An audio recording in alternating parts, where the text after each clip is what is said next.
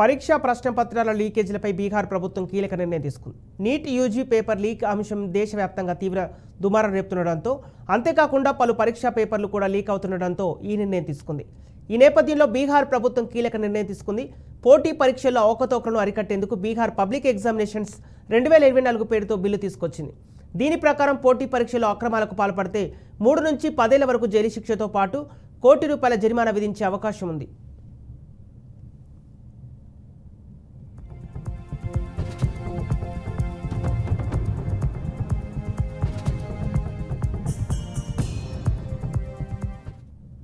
అంతేకాక దోషులుగా తేలిన వారి ఆస్తులను అటాచ్ చేయడానికి, పరీక్షల్లో అక్రమాలకు పాల్పడి అరెస్టైన వ్యక్తులు బెయిల్ పొందడం కూడా కష్టతరం కానుంది.